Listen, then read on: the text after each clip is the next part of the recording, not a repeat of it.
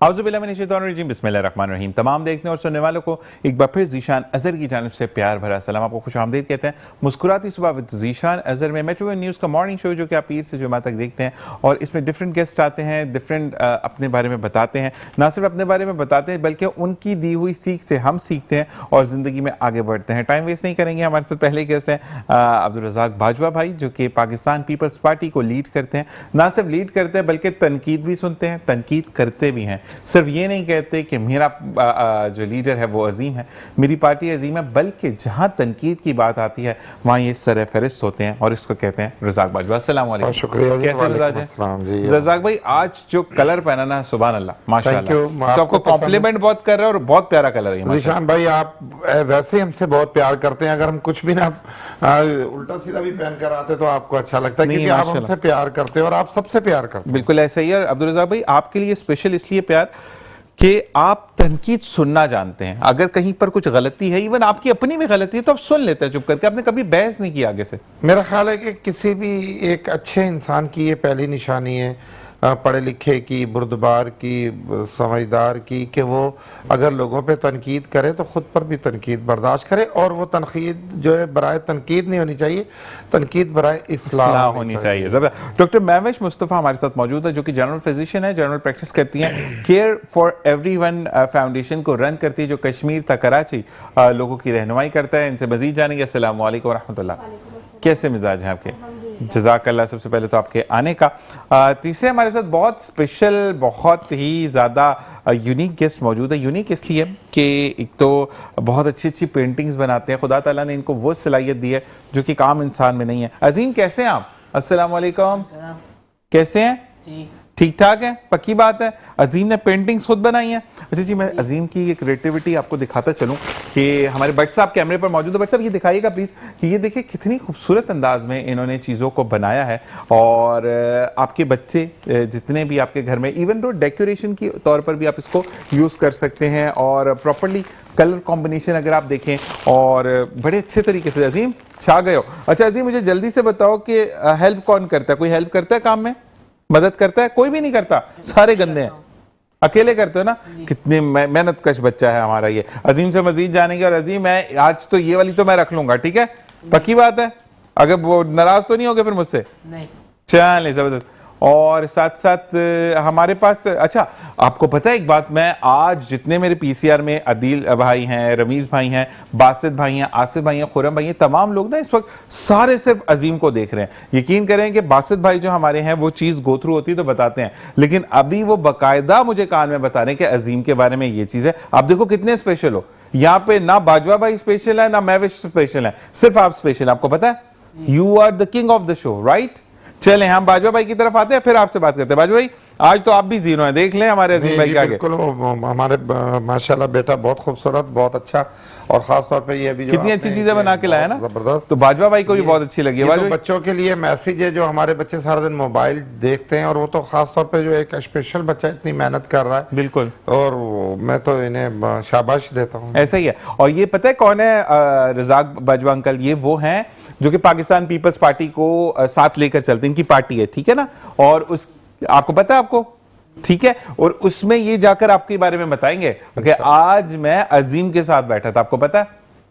ये देखिए कितनी अच्छी बात हो जाएगी ना अजीम। ये best of the best message होता है जनाब के। मुझे बड़ा अच्छा लगता है, इवन दो अब्दुल रज़ाक भाई के लिए इसलिए बात नहीं करूंगा, ये वो लोग हैं जो कि मुझे आज मैं मौजूद हूँ स्क्रीन पर तो इन लोगों की वजह से, लेकिन फिर ये ज़रूर कहूँगा कि यहाँ पर जितने भी लोग आते हैं वो सारे प्यार करते हैं लोगों से, हमसे प्यार करते हैं कि हम चीज़ों को फॉर्म कर सके। डॉक्टर महविश, आप ये बताइएगा भाई, मैं एक बात करूँ, बिल्कुल, कि आज हम लोग भी जो सारे मौजूद हैं तो आपकी वजह से इस चैनल पर, वरना ये चैनल भी शायद हमें ना पूछे। नहीं, ऐसा नहीं है आपका। अच्छा अब्दुल रज़ाक भाई के लिए मैं एक बात कह दूं, जो ऑनर अब्दुल रज़ाक भाई आपने अपने स्टेटस पे लगानी है ये बात। अब्दुल रज़ाक भाई को मेट्रो वन का हर प्रोग्राम बुलाता है, लेकिन मैं उनसे गुस्से में कहता हूं, अब्दुल रज़ाक भाई एक दिन मेरा है। आप चाहे एक दिन पहले भी कहीं बैठे थे, बेचारे सम करते थे, शान भाई आज को छोड़ दे, कल नहीं परसों बैठेंगे। मेट्रो न्यूज तो अब हमारा फैमिली बिल्कुल अब हमारा, अब हम अगर एक दिन घर पर ना आए तो वो नाराज हो जाते हैं, और अगर वो हमें ना बुलाएं तो हम नाराज। सही है। और दूसरी बात ये कि हर प्रोग्राम में मुनफरिद आपकी बात होती है।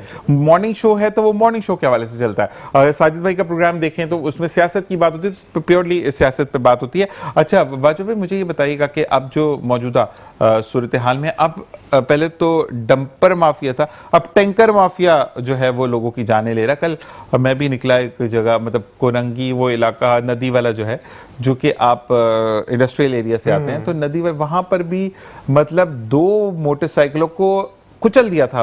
और वहां पर बंदा एक तो भाग गया, टैंकर वाला जो साथ बैठा हुआ था, दूसरा वाले को पकड़ लिया गया। और बड़ा शान से वो बता रहे, कहता है हाँ तो हो जाते हैं एक्सीडेंट्स। तो मुझे बताया कि ये इंसिडेंट्स तो बदतमीजी की तरफ लेके जाते हैं हमें। बिस्मिल्लाहिर्रहमानिर्रहीम। ज़िशान भाई, जो कल आपने बताया, शायद मैं नहीं देख पाया हूँ, जो 2 नौजवानों को एक टैंकर ने हिट किया, उनकी जान चली गई है। ये इंतहाई अफसोसनाक है। सबसे पहले तो मैं उनके अहले खाना से और उनकी फैमिली से दिली ताज़ियत का इजहार करता हूँ, अफसोस का इजहार करता हूँ, दिली हमदर्दी का इजहार करता हूँ, और उनकी मफ़रत और बख्शिश के लिए अल्लाह सुब्हान ताला से दुआ करता हूँ कि अल्लाह पाक उनके दर्जात बुलंद फरमाए। जहाँ तक रहा टैंकरों की बात, टैंकर माफिया और ये जो एक डंपर माफिया और ना जाने कौन कौन सी माफिया, कराची में तो बहुत सारी माफियाज हैं। कोई कब्ज़ा माफिया, कोई मंशियात माफिया, कोई गुटका माफिया, कोई ट्रांसपोर्ट माफिया, मतलब है ये तो एक माफिया का शहर बनता जा रहा है। दिल्ली, ये बहुत अफसोसनाक सूरत हाल है। कई बार इस पर आपके चैनल ने बहुत इस पर आवाज़ उठाई है, और हमेशा सारे जितने भी एंकर्स हैं अपनी अपनी, जब भी उनका प्रोग्राम होता है, चाहे वो करंट अफेयर हो या नाइट प्रोग्राम हो या शाम के या पॉलिटिक्स, उसमें ज़रूर हम कराची को अवलीन तरजीह देते हैं, क्योंकि कराची हमारा होम ग्राउंड है, हमारा शहर है, और सबसे ज़्यादा एक्सीडेंट कराची में हो रहे हैं। बिल्कुल ऐसा ही है। और मैं तो हैरान हूँ कि जब इस शहर में इतने बेहतरीन कैमरा सिटी लग रहे हैं, और जब चालानों की तरफ हम जा रहे हैं, एक जदीद टेक्नोलॉजी की तरफ, अच्छी बात है, हमारा शहर भी जा रहा है, लेकिन उसके साथ साथ क्यों उन कैमरों में ये टैंकर माफिया जो दिन दिहाड़े दौड़ते फिर रहे हैं, कराची की शहरियों पर चढ़ रहे हैं, दौड़ रहे हैं, इन कैमरों में ये क्यों नहीं आते कि जब बाइक आ सकती है 5-4 फुट की, तो ये 50 फुट का टैंकर क्यों नहीं आता है यार?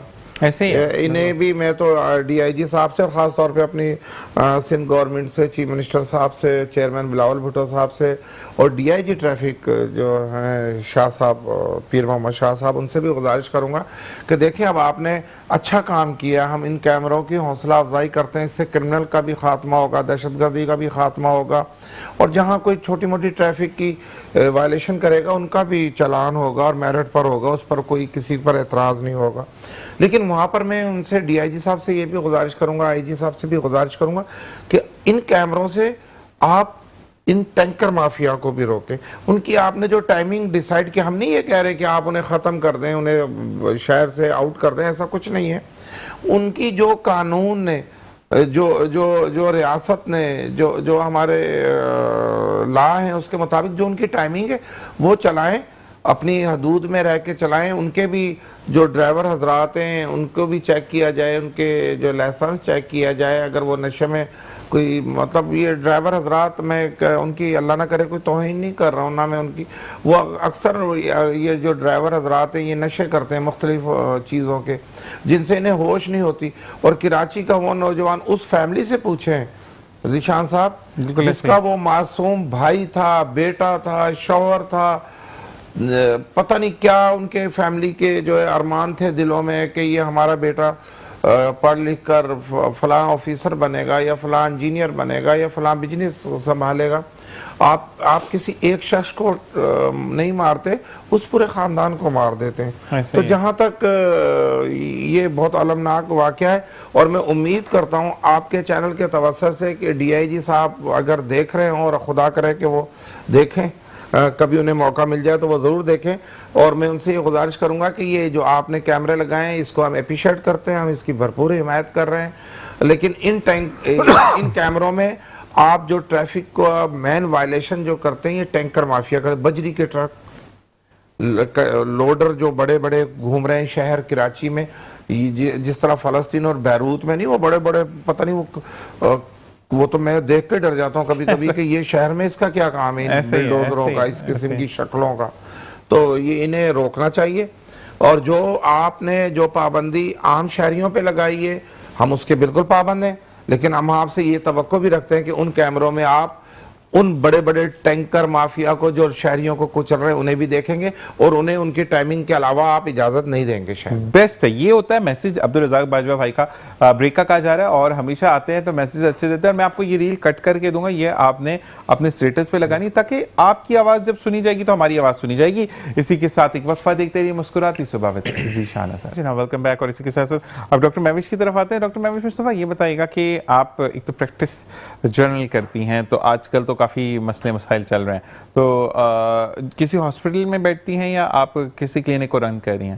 पहले जो है मैं बाकायदा जॉब कर रही थी कि मतलब जो मलीर में अतिया हॉस्पिटल है और निहाल हॉस्पिटल है, वहाँ पे मैं ओपीडी करती थी। लेकिन जैसे मैंने आपको बताया कि ऑर्गेनाइजेशन है मेरी, तो उसका काम इतना ज़्यादा होता है तो अब ऑल्टरनेटिव डेज पे जाती हूँ। और आजकल जो सारे मसले मसाइल जैसे आपने बोला कि इशूज़ कर रहे हैं, तो बेसिकली वायरल भी सारे आ रहे होते हैं, यह सारी चीज़ें हम देख रहे होते हैं। तो साथ साथ मैंने अपनी मेडिकल फील्ड को भी साथ रखा हुआ है, मतलब जॉब के साथ साथ जो है वो अब मैं ऑल्टरनेटिव डेज पे उनको टाइम देती हूँ। ठीक है, अच्छा मुझे बताइए केयर फॉर एवरीवन क्या करता है ये?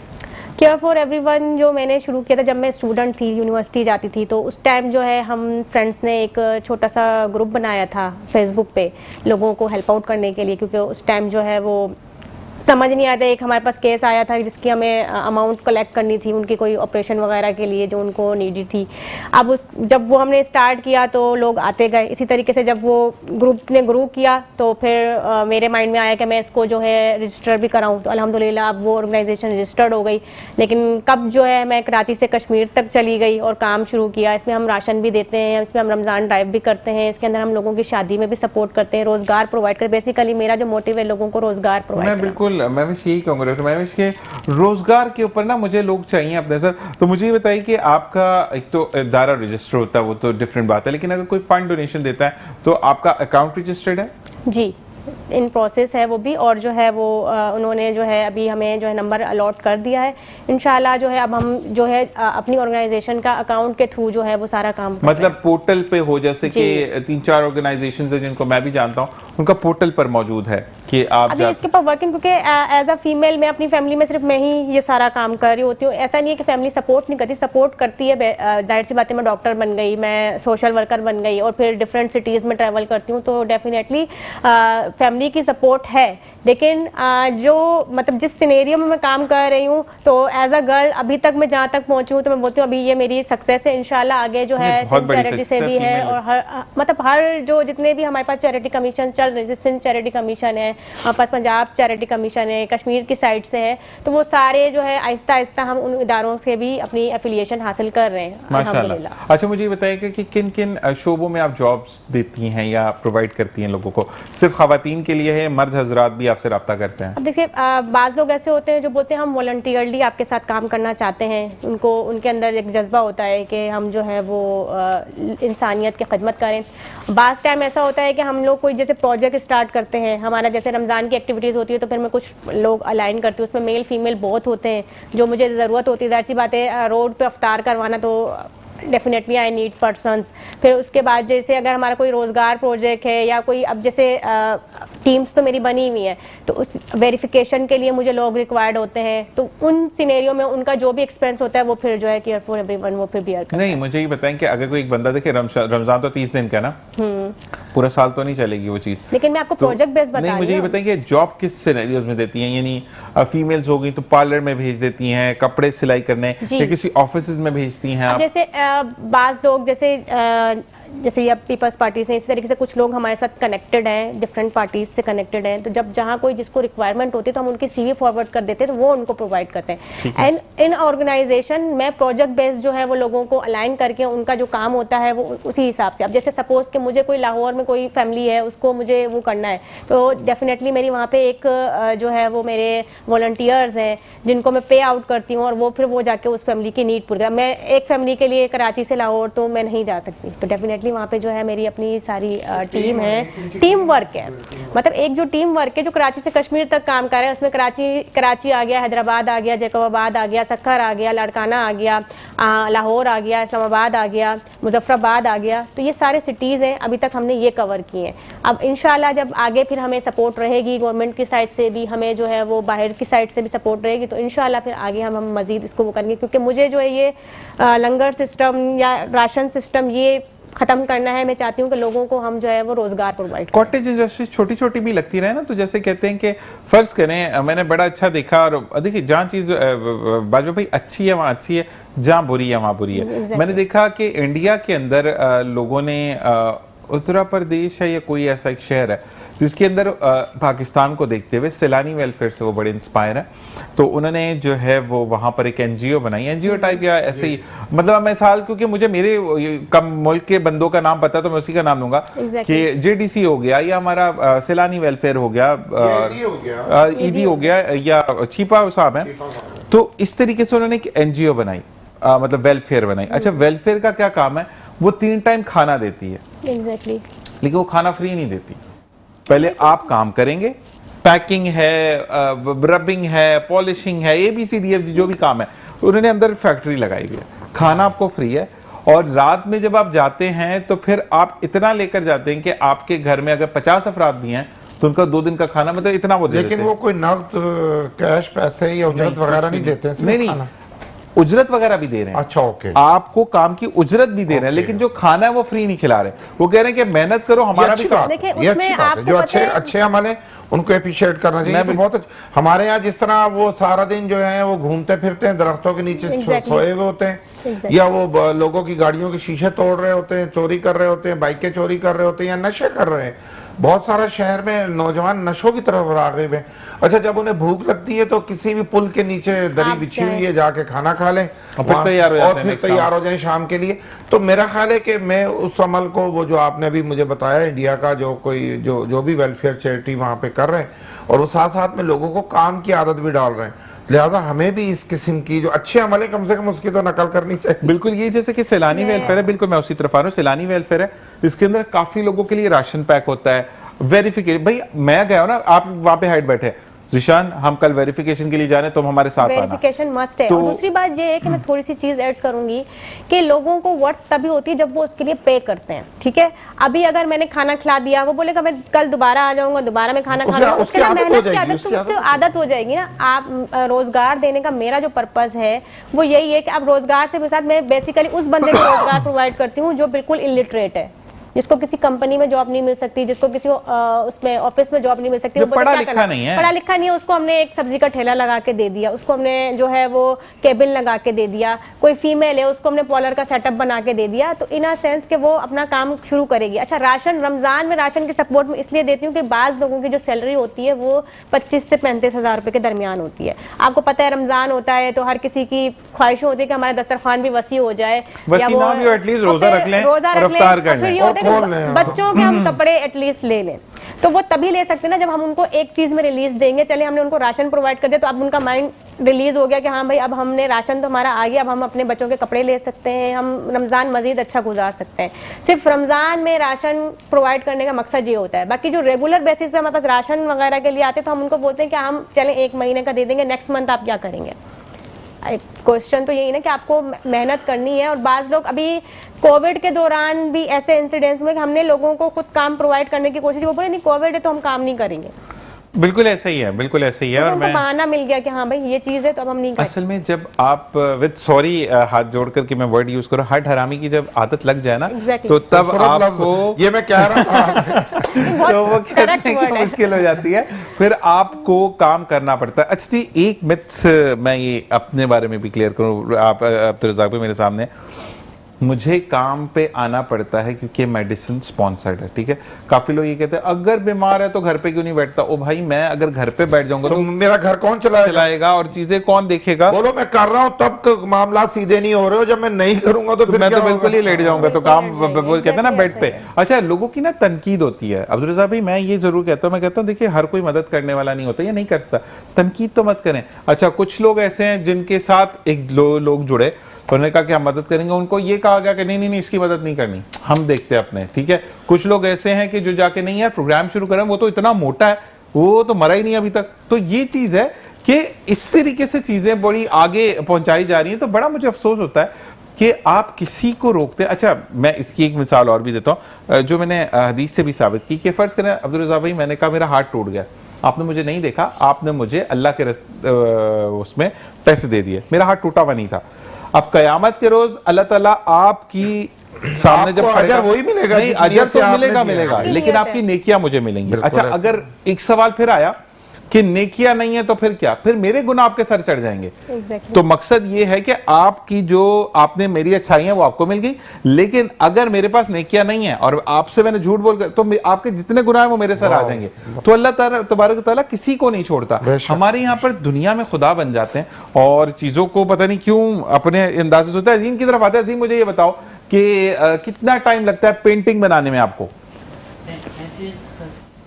मैं कहता हूँ बताए बोल का होते ठीक है, क्या बताए ठीक है, हालत है दिन का पापा का आपका वो कहता हूँ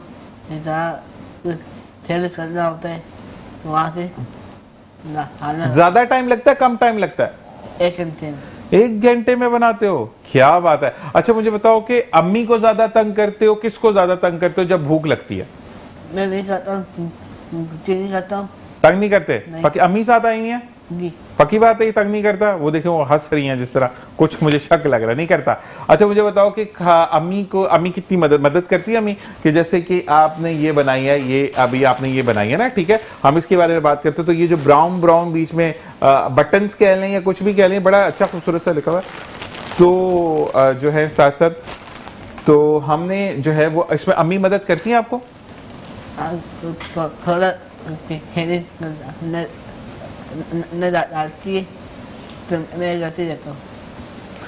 अच्छा जी, यहाँ पर ब्रेक पर जाने का कहा जा रहा है और ब्रेक पर जाते जाते इनका भी पैकेज देखेंगे। और आमिर ऐवान साहब ने इनकी घर से एक वीडियो बनाई है जो कि हम सब के लिए बहुत इंफॉर्मेटिव है। ना सिर्फ इंफॉर्मेटिव है बल्कि एक सबक है कि अगर आपके ऊपर कोई भी अल्लाह तबारक व तआला ने मुसीबत दी है तो आपने उसका डट के मुकाबला करना है, क्योंकि फिर अगली मंजिल जन्नत होगी इंशाल्लाह। इसी के साथ एक ब्रेक देखते रहिए मुस्कुराती सुभावत Zeeshan sir. Now welcome back. और हमने ज़बरदस्त पैकेज देखा अजीम के लिए और अजीम की वालिदा का ये कहना है।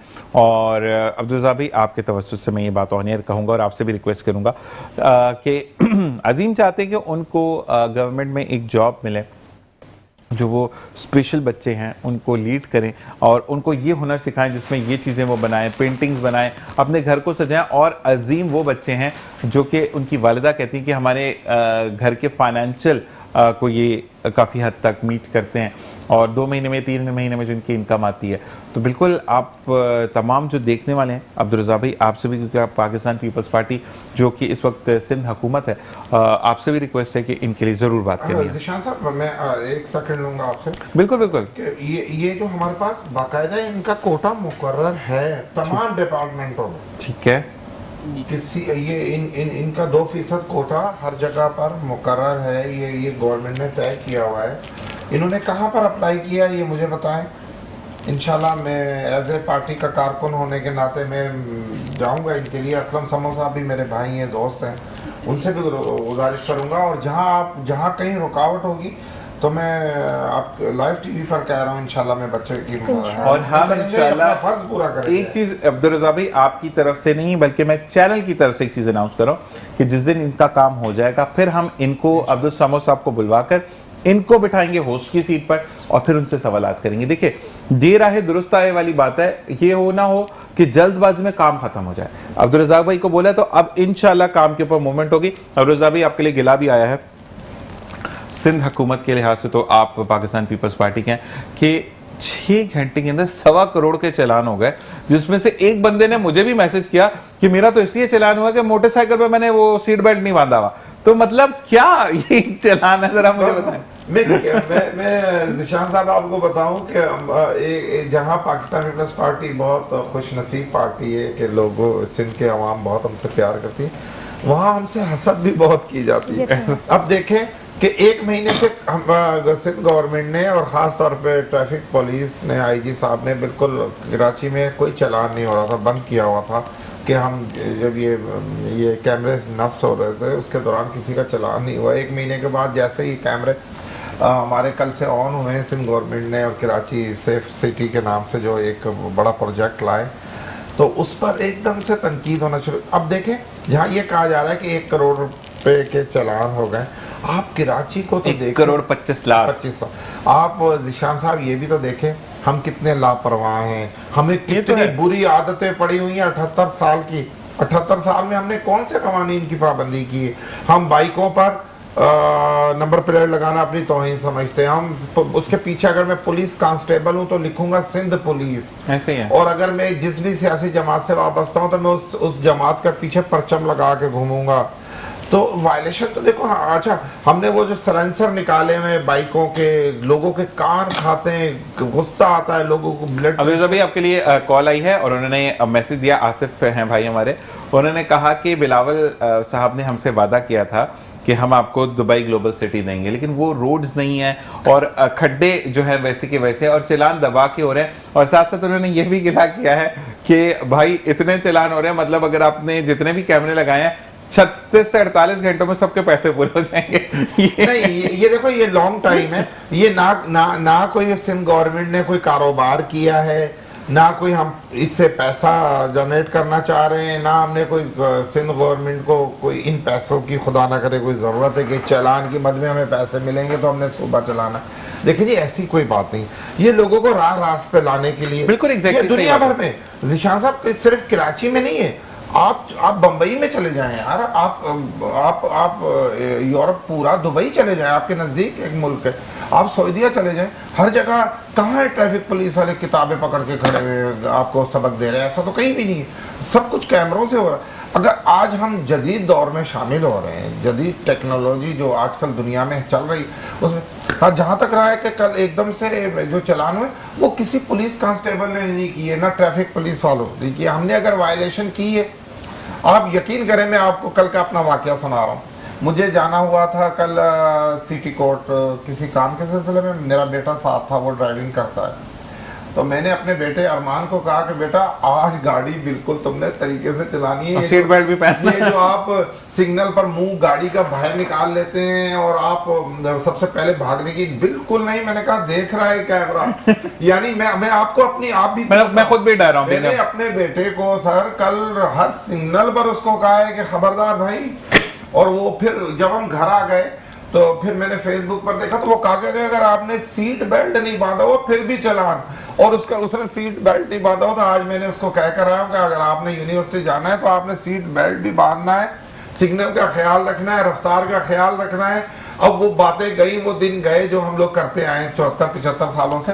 तो देखिए जहाँ ये बेहतरीन सिंध गवर्नमेंट का एक कराची के शहरियों के लिए तोहफा है, वहाँ हम पे तनकीद भी हो रही है, हम तनकीद बर्दाश्त करेंगे। अब आपके लिए एक और सवाल है, अब्दुल रज़ाक भाई से ये बोलिएगा कि मेरा नाम शागिब है और मैं कराची सिटी स्टेशन के पास रहता हूँ और मुझे ये बताएं, अब्दुल रज़ाक भाई को मैं हर चैनल पर देखता हूँ और ये जो बोलते हैं वो करके दिखाते हैं। अब्दुल रज़ाक भाई सबसे पहला सवाल, 2 सवाल उन्होंने दिए कि इंफ्रास्ट्रक्चर आपका कहाँ है? रोड टूटे हुए हैं, लेन्स नहीं है, जगह जगह तो खोद दिया गया है रोडों को, कभी ग्रीन लाइन के नाम पे, कभी लाल नीली पीली लाइन के नाम पे।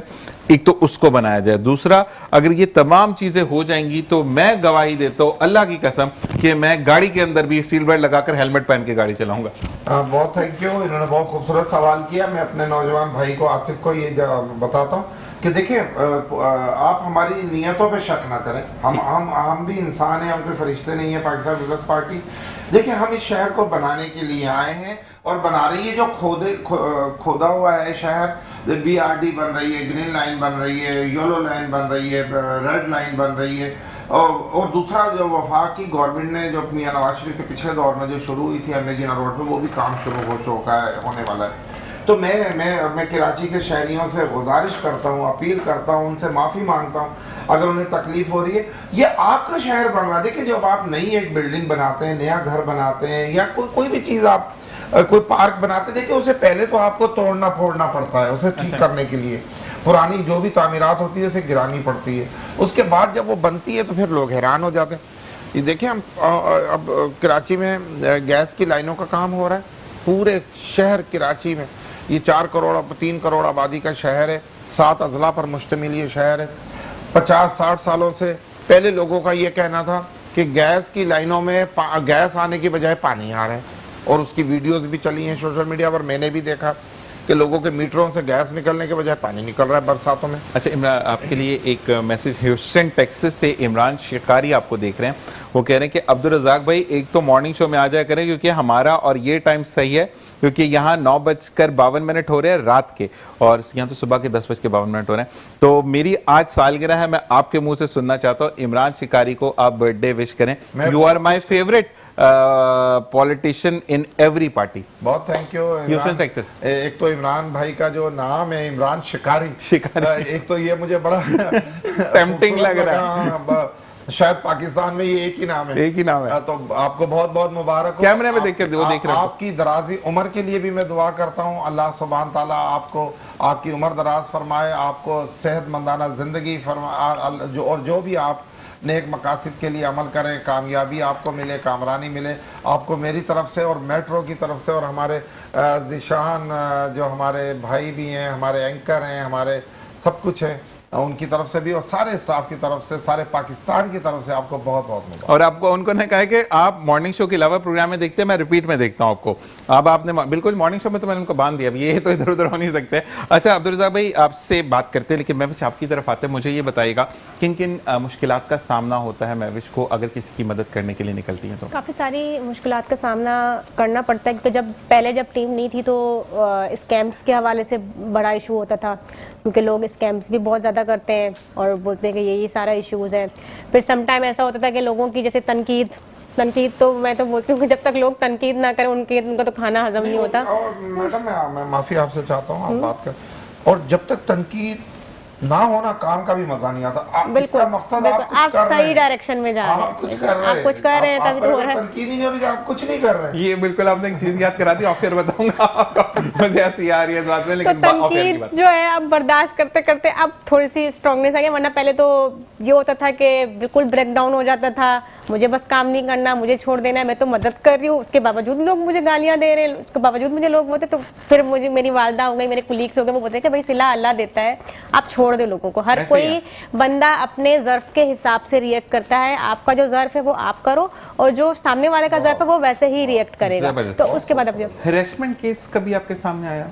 हाँ, हेरेसमेंट केसेस भी आए हैं, उसमें बेसिकली हमारे पास जो है वो आते हैं जैसे ससुराल में अब्यूज़ हो गए, या जो बिल्कुल करीबी रिश्तेदार है जॉब की बात मैं कर रहा हूँ कि जॉब पे आजकल बड़ा अब्यूज किया जाता है, हरेस किया जाता है कि तुम्हें तनख्वाह बढ़ा दी जाएगी, मुझसे फारिग वक्त में मिलो।